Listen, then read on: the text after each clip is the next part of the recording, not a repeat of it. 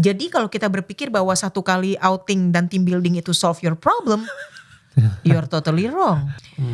Performance bad, team not happy. Red flag. Warning.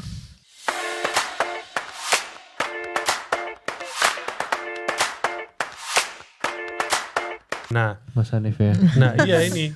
Karena tadi kita udah bahas ada bos yang marah-marah terus ke bawahan, terus bawahannya sakit hati gitu ya. Kok gue udah kerja keras dimarahin mulu gitu. Nah ini kan jadinya nanti lama-kelamaan timbul konflik ya Mbak. Iya. Nah gimana cara cari titik tengahnya Mbak supaya si atasan dan atasan dan bawahan lagi bahasanya jelek banget. Si leader dan juga dan timnya gitu ya. Timnya itu merasa bahwa mereka bekerja dalam satu tujuan yang sama, dan ketika ada sesuatu yang berpotensi jadi konflik, mereka sama-sama sadar gitu bahwa harus cara membenahinya seperti ini. Jadi cari titik tengahnya tuh gimana Mbak? Menurut saya gini sih, yang pertama paling penting adalah clear expectation dulu dan make it transparent gitu. Banyak leader gak jelasin apa yang mereka mau. Iya. Ya. Ya, dan gak menjelaskan what does success look like gitu. Ya, apa sih yang mau difokusin? Mereka juga kadang nggak ngerti apa yang mau difokusin. Dan ya, dia nggak lead the way gitu loh. Karenanya ya mungkin jadi marah-marah tadi ya, karena maybe he or she doesn't really know juga what they want gitu. Jadi penting banget pertama itu communicate first the goals. Ya, target, goals. Make sure sampai mereka benar-benar ngerti what does this mean gitu. Kasih contoh yang clear gitu. Misalnya pencapaian sesuai target. Ya targetnya apa? Menjadi seorang team player yang baik maksudnya. Iya. Team player yang baik tuh apa? Saya sering temui ya orang-orang pakai aspek kualitatif ya. Maksudnya baik, baiknya saya sama baiknya kamu beda loh. Beda. Benar gak? Iya. Standar baik di tim ini apa sih? Kasih tahu dong. Misalnya kalau kamu dikontak ya nggak bisa, kamu harus call balik. Misalnya ya, atau misalnya setiap hari selama jam kerja ya usahakan kalian mereply WA di hari yang sama. Misalnya ya, atau kita akan mencoba selalu brainstorm problem solve together. Ya, untuk isu-isu yang dihadapi bersama. Gitu, ada sesi-sesi yang akan dilakukan untuk membantu tim yang lagi kesulitan misalnya. Is that what baik means? Gitu loh, karena kita nggak menentukan baik itu apa sih. Ya, sesuai target itu apa gitu, nggak jelas ekspektasinya, nggak pernah dikomunikasikan. Ekspektasi kita apa sih? Ekspektasi perusahaan ke leader kan ada, leader ke tim gitu kan. Nah, itu mesti jelasin dengan sejelas-jelasnya. Ya, dan harus matriks yang bisa diukur. Ya, artinya kamu akan dikatakan exceeding target jika lebih dari 25% dari target awal. Sebelum lewat itu maka kamu dianggap sekedar achieve. Clear kan? Jadi kalau dia achieve di 115%, dia ya dianggap achieve. Karena sudah agree di depan, gak ada dispute gitu. Tapi kalau dia 135%, dia exceeding. Dia berhak masuk bracket exceeding kan? Untuk mendapatkan misalnya bonus lebih atau komisi lebih gitu. Jadi gak ada yang ambigu. Kebanyakan ambiguitas ya dalam dunia kerja ya, misalnya kirain ibu maunya itu. Sering dengar gini gak? Saya kira mbak maksudnya gini, yang kayak gitu-gitu. Nah itu berarti ada yang harus diberesin. Iya.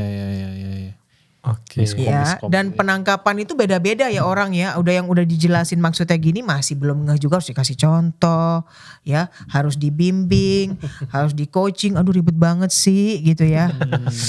Jadi gimana, masih mau jadi leader apa enggak? Kayak harus nonton podcastnya Nyalakan dulu. Konsultasi sekalian deh kayaknya. Gimana Mas di sini? Ada di sini. Yes. Aduh. Ya, Emang ya. susah banget ya jadi leader ya. Bahkan ini saya dapat cerita lucu lagi nih Mbak. Jadi saya punya teman yang udah jadi manajer gitu ya, terus cerita kayak, gue nih beberapa kali sering banget gonta ganti anak probation. Gue nih gak sabar gitu, Klasik, disuruh ini hasilnya begini, disuruh ini hasilnya jelek gitu. Terus saya tanya lagi, emang udah di coaching timnya? Gak sabar gue tuh. Jawabannya gitu. Nah ini sebenarnya gimana Mbak? Penting gak sih Mbak kita sebagai bos itu untuk ngelakuin coaching, terus sampai mana kita mengeset batas kesabaran kita nih terhadap performance orang yang bekerja di bawah kita gitu Mbak? Iya, biasanya gini Hanif. Walaupun kalau kita ngomong soal oke lah saya akan jawab gini dulu. Semakin senior posisinya, maka semakin tinggi ekspektasinya dan semakin minimal dia harus expect coaching. Iya. Saya ulang ya, semakin senior posisi seseorang dia di hire untuk up to speed almost immediately, secepat mungkin. Ya, dengan resources yang seadanya. Gimana caranya lah dia harus pikirin. Ya gak bisa di-expect, waduh di coaching dari A sampai Z, gak bisa gitu. Kalau udah posisi senior, you are hired to problem solve. Yeah. You are hired because you are expert in this field. You've done this before and we are expecting you to do the same here. With minimum supervision. Kalau senior.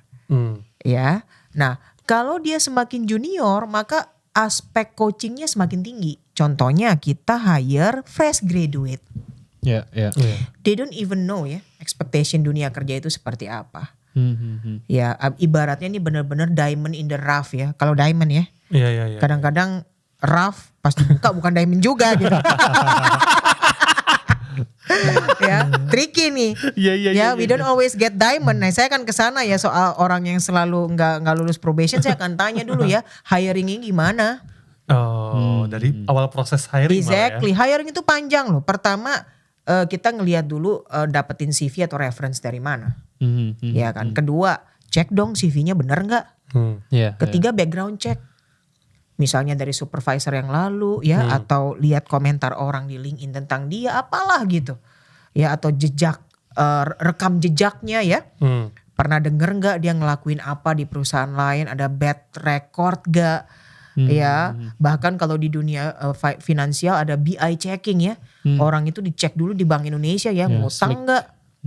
Maksudnya ngutang gak bayar gitu ya. Pernah telat bayar karena itu namanya credit score ya. Hati-hati ya yang punya utang di sini nyalakan people ya. Itu mempengaruhi peluangmu bekerja nanti ya. Karena orang yang gak bayar utang tuh dianggap something wrong. Ya, credit score-nya low. Be careful ya. Yang hal kayak gini do that properly gitu. Bahkan perusahaan-perusahaan besar itu spend more time ya in acquiring talent. Ya, they take time ya untuk benar-benar berjenjang ya. Bahkan kalau saya itu bahkan melakukan panel. Ya saya suka pakai panel ya. Ya karena saya gak mau bias, saya takut bias. Oke, maksud panel gimana Mbak? Panel, saya suruh dulu misalnya tim saya, walaupun ini buat peersnya ya. Coba kamu ketemu dia dulu deh, pendapat kamu apa? Saya mau denger dulu gitu. Ya, terus saya akan coba ketemu orangnya itu udah dapat masukan dulu dari tim saya coba validasi. Ya kadang kalau saya masih merasa gak cukup mungkin harus ada yang sesenior saya. Ya kalau ini posisinya krusial ya. Jadi saya biasanya take time in hiring. Buat saya mencegah lebih baik daripada mengobati. Jadi mendingan invest waktu panjangan di depan and then I get the right candidate daripada buru-buru ini udah banyak kerjaan apa yang penting ada deh. Abis itu dia gak bisa catch up, gak bisa adapt dengan the organization culture, dengan workload ya, way of working dan lain sebagainya. Dan saya capek coachingin segala macam dan jujur ya, melet go orang tidak lulus probation itu berat. Gimana gitu menyampaikannya, betul nggak? Karena karena saya pernah melakukannya ya, makanya saya ngomong gini. Ya bagi yang belum pernah jangan sampai ya, tapi boleh nyobain sekali lah. Then you know what I mean, the burden. Ya untuk harus let go orang, kamu nggak lulus probation. Wow, gitu kan? Mendingan cross check di depan sampai sebaik-baiknya. Sehingga mencegah masalah di belakang. Ini ada sedikit ilmu yang sama buat cari pasangan hidup ini. Bener gak? Mendingan cross check di depan kan, buka mata yang lebar-lebar, background check, isn't it the same? Isn't it the same? Once you are into that, it's too late. Benar. Jadi ibaratnya udah rusak berat gitu. How to fix that? Lebih costly untuk melakukannya di belakang. Ya, mendingan lakuin depan ya. Jadi pencegahan itu selalu lebih baik. Ya. Cross check and take time to think carefully whether this is really the right person for the right position at the right time. Ada 3 right ya. Right person ya, in the right position at the right time. Karena timing itu berpengaruh loh. What kind of person yang you need right now when the company is going through hard times. Lagi transformasi gede-gedean, masalah di mana-mana, manual proses lah, dokumen yang hilang lah, customer yang komplain lah, revenue lagi turun. What kind of team do you need? Yang bisa endure this kind of time gitu loh. Adalah orang-orang yang haus akan challenge, yang suka fixing things. Ya saya orang itu ya. Kalau udah damai sentosa bosen mulai. Ya, mulai mencari, mulai lihat ya gimana ada yang bisa diberesin gitu. Ya, karena emang kita di Wire secara berbeda. Ada orang yang suka rutinitas, operational kan. Berulang gitu, kedamaian dan kepastian. Nah, kalau saya mencari apa yang bisa dibenerin. Kalau udah bener, it's time to move on. Jadi is the right person at the right time. In the right position gitu. Setuju. Itu kan tadi berarti ngebahas tentang pembentukan tim ya Mbak ya. Tim gimana kita bisa mencapai tujuan yang sama-sama kita kesepakati. Oke, kita akan menuju ke A, ke B dan sebagainya.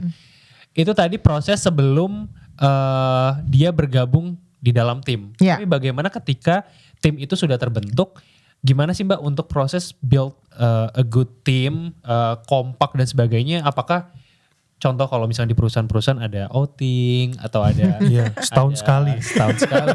Sedangkan tim itu kan kita kerja sehari-hari. Setiap hari kita kerja bareng. Setiap hari kerja bareng dan kalau misalkan outing atau sesimpel untuk kegiatan bareng setahun sekali, apakah cukup Mbak untuk membangun tim yang solid dan kuat? Ya, jadi team building sama dengan 1 kali outing. Ini perlu konsol nyalakan semua nih, banyak ya kayaknya. Pitfall banget ya. Orang berpikir ya udah kan kita udah kasih outing team building. Hold on. Iya. Kita menyamakan outing team building yang 1 kali itu sebagai aktivitas team development. Wah, bahaya sekali. Ibaratnya 1 kali selama 2 hari semalam itu will fix all the problem for the rest of 363 hari. Benar. Tidak sih. Sangat mustahil. Ya, justru sebaliknya sebenarnya team development, saya lebih suka ya istilah itu ya, adalah yang sehari-hari kita bangun. Team building itu cuma the tip of the iceberg. Ya, artinya mungkin sehari-hari kita nggak ada waktu untuk benar-benar ngumpul semua and get together, ya kan? Makanya di acara outing atau team building tadi ya ada kesempatan semua ngumpul. Itu cuman kalau di batu es itu ujung yang kelihatan di air dong, bawahnya mah gede. Yang di bawah air, iceberg kan? Yang di bawah air ini yang sehari-hari.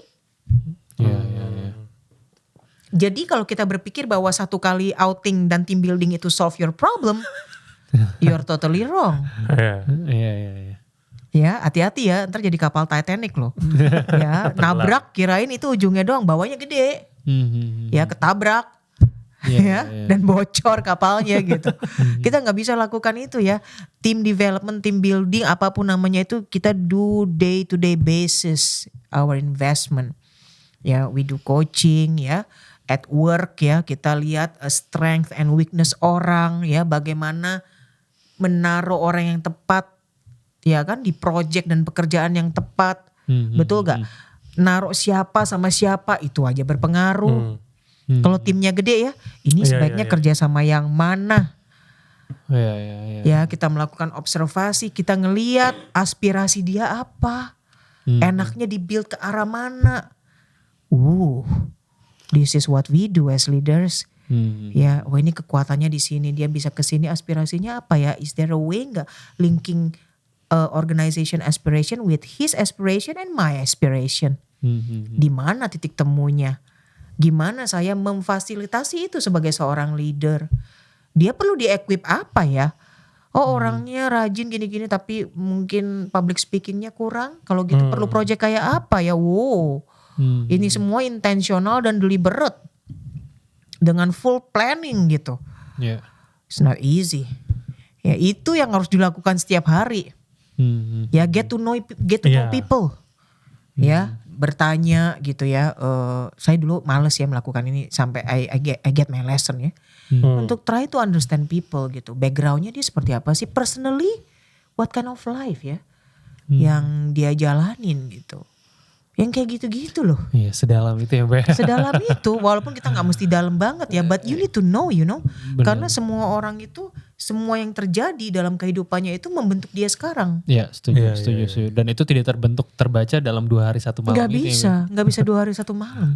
Itu hanya, saya cuma bilang kayak upacara apa tuh kalau nasi kuning tuh cuma potong atasnya doang. Potong tumpeng doang, seremonial. Tetapi proses masak tumpeng dan ayam gorengnya itu sehari-hari. Ya, jadi nggak bisa solve dengan team building semalam. Walaupun team building perlu nggak? Perlu. Karena itu kesempatan kita semua ngumpul. Ya, dan hopefully nggak laptopan. Ya, kadang masih lihat sih ya team building tapi laptopan gitu. Iya, boleh laptop. Ya, dan itu memang kesempatan bagi yang mungkin divisi ini belum lama nggak pernah ketemu bisa ketemu. Benar. Bisa interaksi, bisa nggak pernah ngobrol. Kayaknya selama ini kelihatannya diam, galak, ternyata lucu pas main games. Yang kayak gitu-gitu kan keluarnya di acara team building. Tapi team development is a day-to-day work and activities. Seperti itu. Ya, tidak terjadi instan. Seseorang baru masuk, ya, nggak langsung besok dia perform. Iya. Ya, kita mesti memberikan elemen apa untuk develop dia as part of the team. Ya kan, namanya team development kan, bukan satu orang loh, enggak. Jadi gimana si orang ini yang baru masuk, plek masuk ya. Ini ada teori manajemennya lagi for next time aja. Team development ya. Ya. Gimana caranya supaya dia bisa get along with the others, ya kan? Terus kita bisa dapetin equilibriumnya ya, dia bisa masuk gitu, set, ya, as part of the team. Ya walaupun dia orang baru, bayangin ya semua orang itu unik, datang lagi satu orang baru yang unik juga, gitu. And then kita mesti pastikan semua ini jadi komponen yang berjalan dengan seharusnya, if not better. Wow. Seru ya tapi ya, jadi jangan takut sama leadership ya. It's actually fun. Seninya tuh banyak ya, Mbak. Termasuk ini, Mbak. Apa? Ketika kita dalam membangun sebuah tim atau melakukan tim development, tim building lah tadi istilah kita di awal gitu ya. Di tengah jalan gitu kadang suka ada hambatan-hambatan. Nah, itu cara identifikasinya gimana, Mbak? Ini jadi nyinggung dikit tapi gak apa-apa lah ya. Kita spill dikit-dikit. Cara identifikasinya misalnya kayak ada masalah komunikasi. Kenapa sih tim saya berantakan terus koordinasinya gitu. Nah itu cara identifikasinya gimana? Apakah ada indikator-indikatornya? Oh gampang, 2 doang. Langsung jawabannya Hanif. Pertanyaannya. Pertama lihat performance. Kedua lihat happiness. Happiness. Yes. Atau engagement level kalau bahasa kerennya di perusahaan gede. Kalau buat saya happiness. Ya, 2 ini doang. If the team achieve the target and they are happy, that's the best. The team achieve the target, they are not happy. This is not sustainable. Yeah, it's a matter of time this will blow up. Yeah, people will be leaving us. Yeah, or their motivation will soon decrease. It's a matter of time. Performance bad. Team not happy. Red flag. Warning. Alert. Ya, saya sering dipanggil, ya kan saya konsul. Dipanggil untuk datang masuk ngeliatin satu tim. Mbak Anita tolong dong gini. Oke, saya masuk ke satu project. Saya tinggal lihat doang nih. Dari cara mereka ngomong ya, di segala macam. Saya kan cuma bilang ini severity level berapa. Saya udah langsung bisa bilang ke bossesnya ya, this is severe, very severe ya, ya atau istilahnya tuh ya udah sakit keras ya, critical illness ya, atau ini masih ada harapan atau apa? It's so easy to look at these two. Hanya dalam 2 jam ya, saya facilitate, I can know, saya udah tahu ini kondisinya gimana. Ya, I love doing it ya. Although I'm quite sad karena majority of the time adalah kondisinya udah severe dan manggil saya untuk liatin. Ya, karena simple 2 ini aja. Walaupun untuk ngorek 2 ini nggak gampang ya, ada caranya. Iya.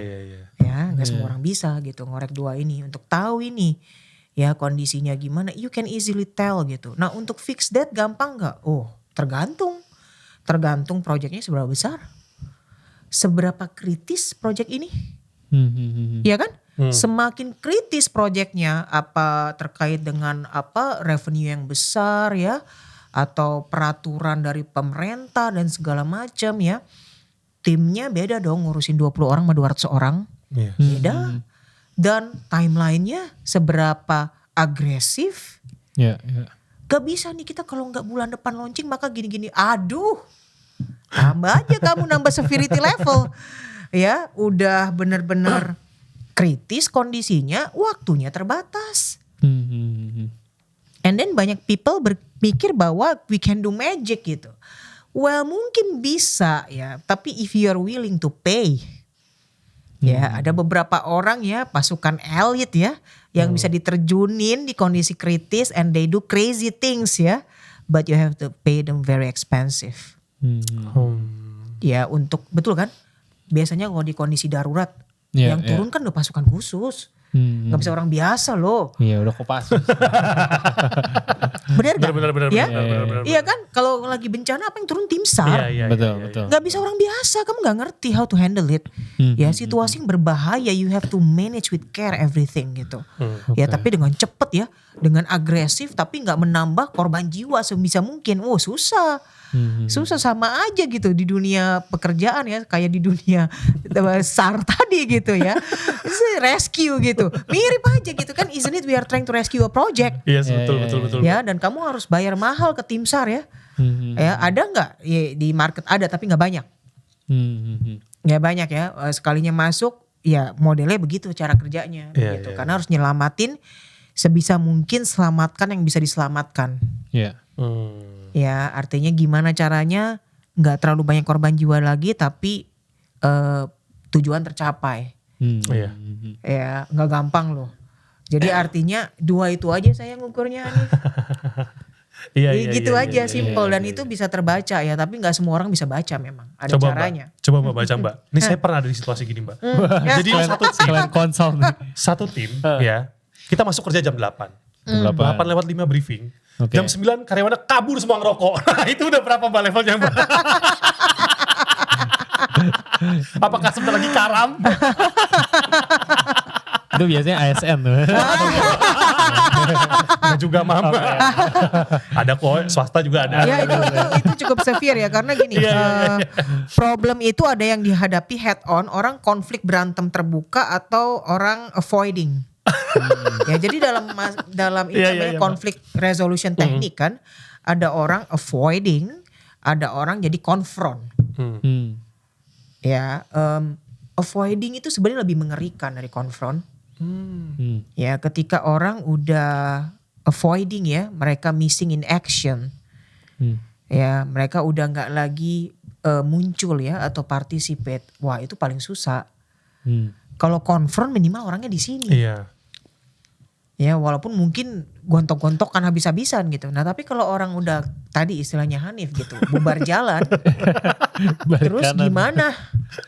Mau gak mau panggilin satu-satu kan. Kita gak bisa lihat interaksi masalahnya ketika orang avoiding. Saya mendingan orang head on loh. Konflik terang-terangan terus saya lihat gitu. Walaupun ini perang gitu ya, quote in quote. Jadi saya bisa lihat dinamikanya. Tapi ketika orang gak ada, semuanya kabur dan hilang, mau apa yang dilihat? Gak ada yang bisa diobservasi. Iya benar. It's even worse. Bener gak? Even worse loh. Ya, karenanya kata orang ya, saya mungkin harus membenarkan ya, kalau dalam rumah tangga masih berantem tuh bagus. Masih ada harapan. Yang gawat yang gak ngomong lagi. Diem-dieman. Bahaya. Isn't it the same at workplace? Betul. Ya, tadi ada parenting, ada sama aja. Coba benang merahnya ketemu nih. Sama aja ya. Sama aja ketemunya itu lagi gitu. It's the same. Ya, lebih difficult untuk dimediasi kalau kitanya parties yang terlibat sudah tidak present lagi. Gitu loh. Iya, Nggak benar. ada lagi ini, artinya orang give up. Completely give up. Iya. Wah gimana tuh ngurusinnya? Oh lebih susah lagi. Lebih susah lagi. Saya harus manage ekspektasi para tim senior Iya. management yang kadang-kadang berpikir kondisi gini masih bisa pakai magic gitu. It's gonna takes time. Even though udah diturunin tim SAR khusus. Ya. It's gonna takes time. Tapi people kadang gak punya kesabaran. Maunya hasil instan, udah gak bisa, udah severe. Ya, seperti penyakit yang udah kritis gitu, udah serius banget komplikasi severity lagi. levelnya. You cannot heal it in one day gitu loh. Ada proses yang harus dilakukan. Ya, Iya. seru ya? Betul. Seru banget. Oke. Terakhir kali ya Mbak ya. Tadi kan kita ngomongin ada bos yang sering kerjanya marah-marah mulu. Terus ada Iya. anak buah yang gampang down gitu ya Mbak ya. Nah ini saya mungkin minta pesan dari Mbak Nita untuk nyalakan people yang mungkin baru mulai karir. Karena mungkin ada Ya. yang baru mulai karir gitu ya. Gimana caranya supaya gak kaget ketika nanti masuk dunia kerja, ketemu bos yang suka marah-marah dan supaya mereka gak kaget juga ketika mereka dimarahin, mereka harus apa gitu Mbak. Benar. Intinya ngebangun tim yang Intinya. kuat lah Mbak ya. Iya, Dari sisi leadernya ataupun dari sisi si karyawannya tadi. Tapi ini dari sudut pandang si karyawan Iya, gitu ya. Ya, dari si kalau saya ngelihatnya gini, bagi yang baru kerja diomelin, disyukurin aja. Iya betul. Sooner or later you will get it. And if you can get it younger is better. Iya. Pilih mana? Ya kan? Belajar duluan ketika when you are younger gitu ya, atau you have to terima bitter truthnya itu later in life. Saya sih pilih younger ya. You learn faster gitu. Oh, it's like this. Selalu melihat sesuatu itu sebagai sebuah peluang buat belajar ya. Enak aja nih ngomongnya nih Anita, enggak. Kalau enggak kayak gitu ya kita bisa frustrasi loh dalam bekerja. Ini bukan kuliahan. Ya, you come terus kita pikir wah ngerjain project apa itu udah susah until you work, right? Iya. Dan you realize ada tanggung jawab. Kita itu diberikan gaji, dibayar untuk suatu kontribusi. Ya gak? Ya. Dan ketika kita misalnya kena omel gitu. Ya itulah kenyataannya. Kita memang akan sooner or later kena omel. Siapapun kita. Gitu ya. Dan ketika itu terjadi kita harus belajar kenapa. Betul. Kita kena omel. Siapa aja yang kena omel. Ya kan? Anggap itu sebuah peluang buat self growth. Atau self development. Sakit hati ya bisa. Ya we are human gitu. Tapi kita harus belajar buat Nyikapinnya gitu ya, Mbak ya. shake that negative feelings. Ya ngerti shake gak sih supaya itu kan jadi shake. Shake ya. Jadi dia luruh gitu, copot. Ya mungkin juga gak langsung copot 100%. Again we are human gitu. Tapi kita harus cari cara bisa shake itu. Ya gimana caranya? Dengan apa? Dengan positive thinking. Dengan baca ya. Baca banyak buku makanya. Lagi-lagi ya. Kembali Lagi-lagi. Baca Ya. buku. You will learn that banyak orang sukses tuh mengalami mental abuse dulu gitu. Dan mereka bisa overcome itu, makanya mereka bisa punya kapasitas mental yang besar.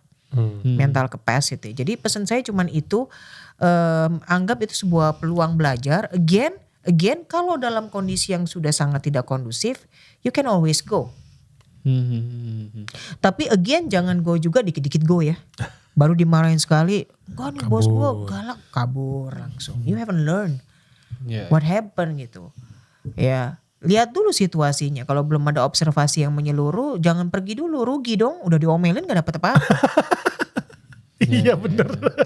Ya. Dapat marahnya doang lagi. Iya, tapi kalau udah diomelin, jadi ngerti, jadi belajar profiling. Profiling your leader. Wah seru. Topik berikutnya.